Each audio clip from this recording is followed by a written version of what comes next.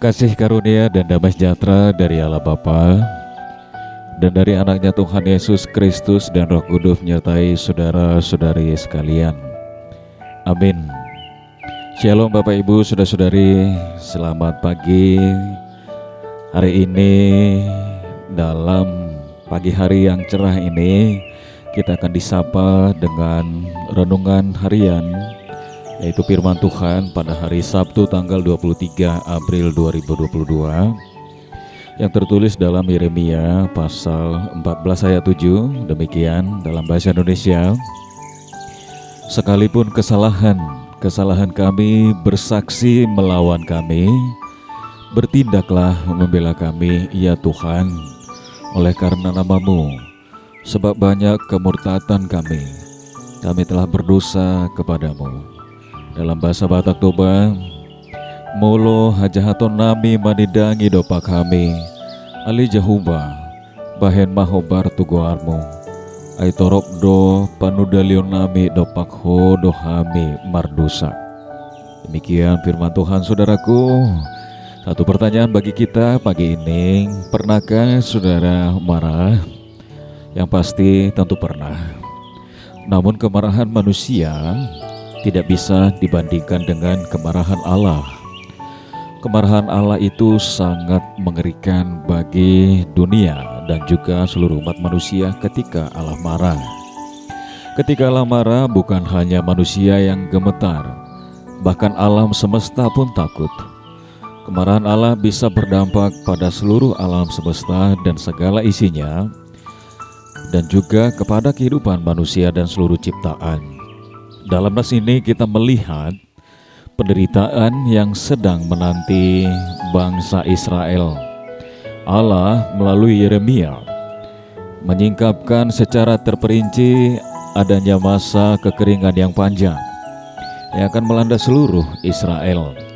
Tidak ada hujan, sumur kering, tanah menjadi retak dan tandus, binatang sekarat dan mati, serta petani gagal panen. Bisa kita lihat di dalam ayat yang 3 sampai dengan ayat 6. Yang terdengar hanyalah tangisan, perkabungan, dan teriakan minta tolong.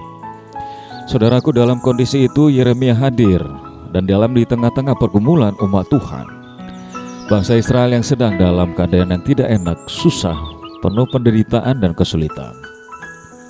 Suasana yang menyakitkan dan sama sekali tidak memberikan rasa aman, kedamaian. Sebaliknya penderitaan silih berganti, kesusahan saling berguling-guling tak kunjung padam, yang membawa seluruh umat Tuhan menjalani mati tak mau namun hidup segan. Saudaraku, raut muka yang penuh dengan kesuraman dan air mata yang terus mengalir. Tangan kaki tahu mau melangkah kemana dan mengerjakan apa. Di mana-mana yang tampak kasat mata hanya kekeringan dan kekeringan. Binatang dan tumbuh-tumbuhan sudah kering kerontang di tengah-tengah manusia yang masih setengah hidup dan setengah mati. Pengakuan bangsa Israel yang mengatakan, "Aku berdosa," dan seluruh umat Tuhan berdosa. Orang yang telah melakukan kesalahan di mata Tuhan dan tidak berprasangka terhadap Engkau. Demikianlah pengakuan umat Tuhan. Padahal Engkau ada di tengah-tengah kami. Engkau ada di antara kami, ya Tuhan. Demikian juga pengakuan dari seluruh umat Tuhan dan juru umat Israel. Dikatakan juga pada ayat yang ke-9, "Janganlah tinggalkan kami." Itulah yang kami katakan. Seruan dan jeritan kami kepadamu, ya Allah, jangan tinggalkan kami. Bertindaklah membela kami, ya Tuhan. Walau kami sadar begitu banyak kemurtatan dan dosa-dosa kami kepadamu. Itulah nas kita pada hari ini.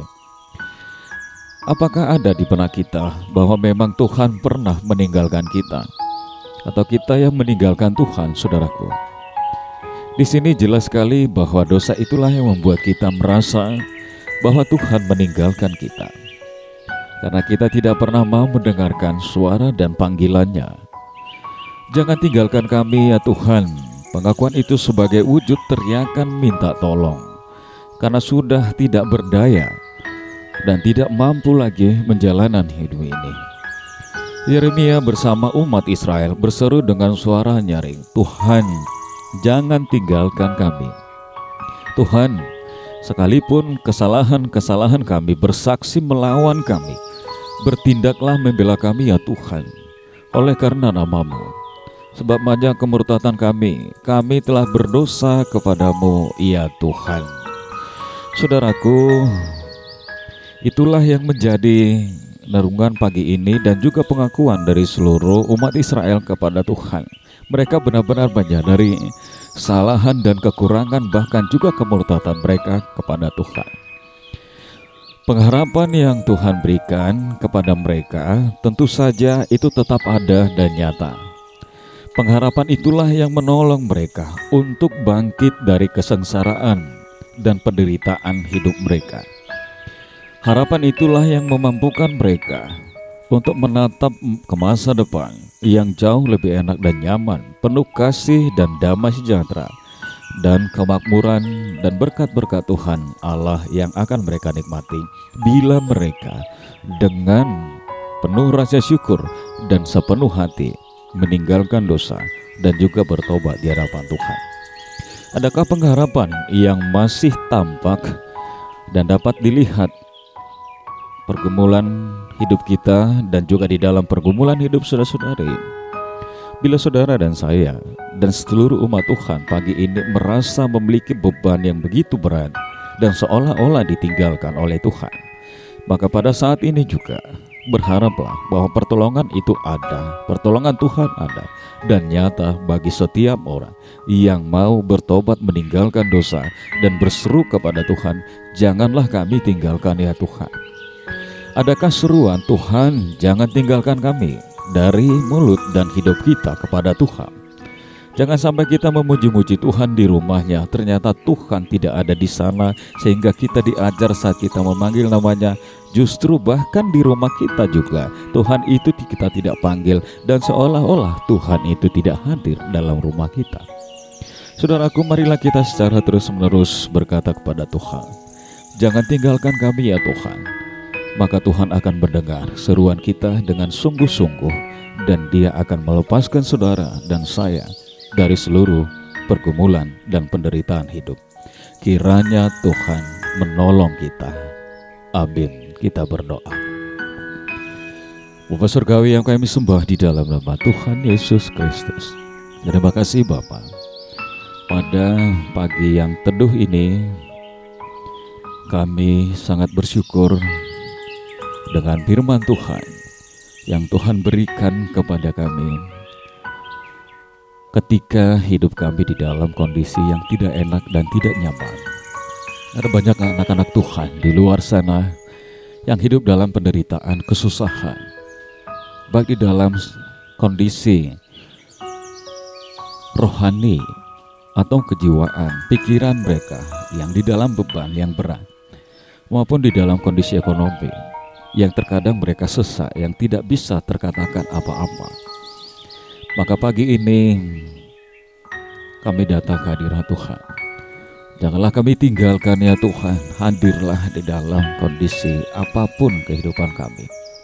Legakanlah kami, pulihkanlah kami, pulihkanlah seluruh pekerjaan, pulihkanlah seluruh kondisi, pulihkanlah seluruh cinta kasih dalam keluarga, pulihkanlah hubungan antara orang tua dengan anak dan juga suami istri. Pulihkanlah seluruh keindahan dan juga berkat-berkat Tuhan yang Tuhan berikan selama ini kepada kami. Pulihkanlah kehidupan ini dan kami memohon janganlah kami tinggalkan.